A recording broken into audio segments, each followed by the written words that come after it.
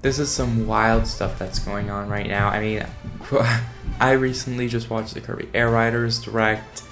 I really didn't have that many high expectations for it after what happened with the MarioKart World Direct. It was very lackluster, but this, holy smokes! Now I said this about the Donkey Kong Bonanza Direct, but I believe the reason that this Direct was so good was because very little was shown in the original Switch 2 Direct. I want to go into full details in a minute, but before I do, please hit the like button, please hit the subscribe button, please hit the notification bell. I appreciate everyone who reaches out. Let's get into the juicy details because I think that it's going to be better than Mario Kart World. Why, you may ask? Well, 50% may be agreeing with me here, 25% may be asking why, 25% may be disagreeing with me. Let's take a deep dive into why. First off, while there is a decrease in the amount of characters, it seems, there are a couple of staple Dream Friends like Susie, Maglor, Gooey, Waddle-Doo, and the main Kirby crew: Kirby, King Dedede, Meta Knight, and BWD.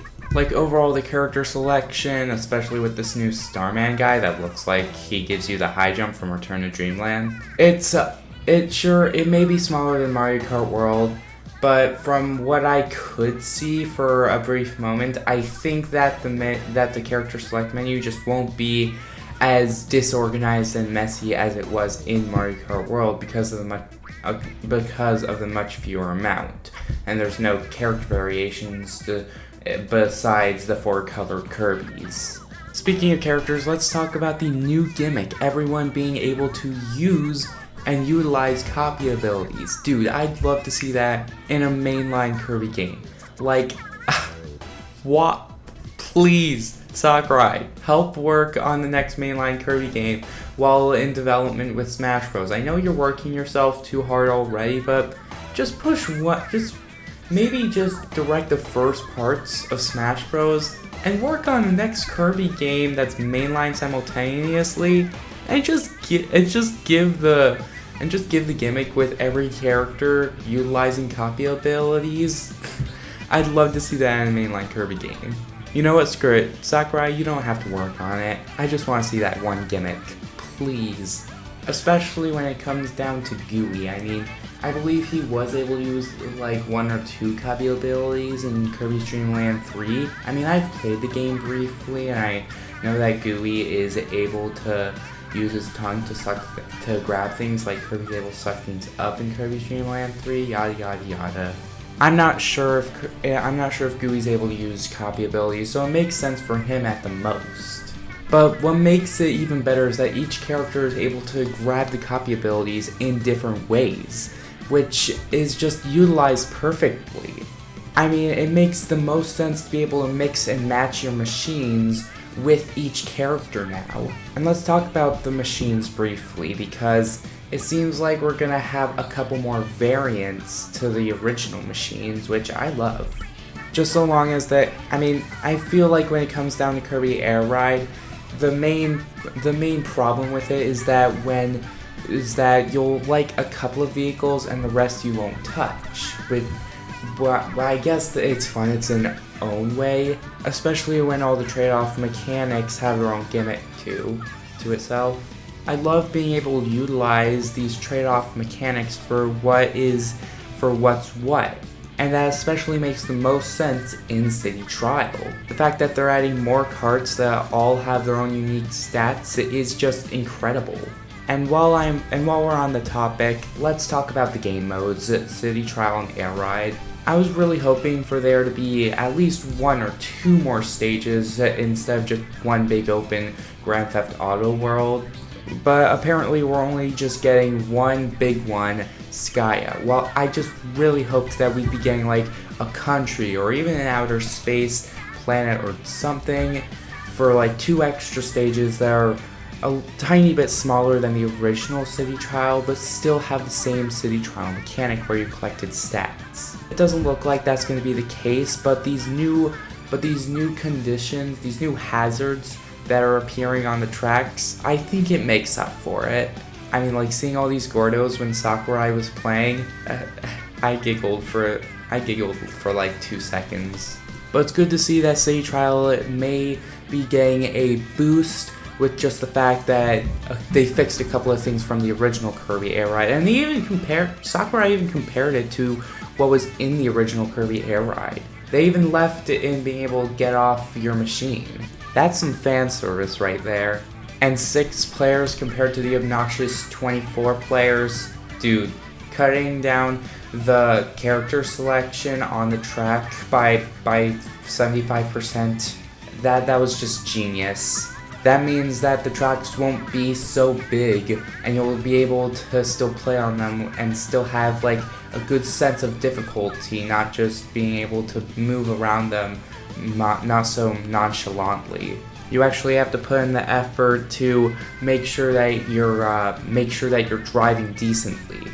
And of course, it's auto driving, which I'm fine with. I mean, it's a racing game. What you gonna do? Every racing game is gonna have a couple of things that are to make them distinct from one another. Like Kirby Air Riders, it's not a sequel. It's just a remake, in my opinion.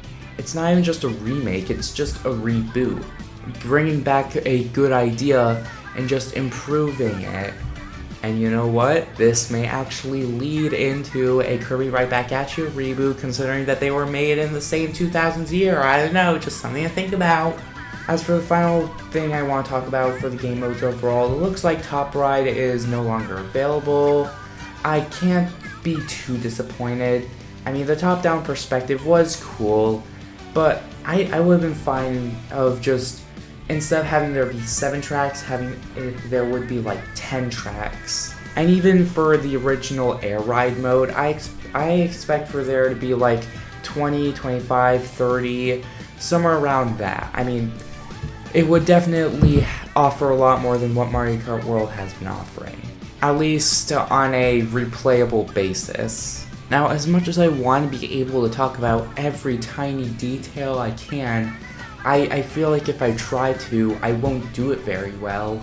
But you know what, I feel like it's okay for me to say that based off of what we've seen in this Direct compared to the Mario Kart World Direct, it's going to be better than Mario Kart World. I mean, like I said at the beginning of the video, like I said with DK Bonanza, the reason that this Direct and DK Bonanza's Direct was better compared to Mario Kart World was because so little was showed in the actual mechanics of what to expect back in April when it was first revealed.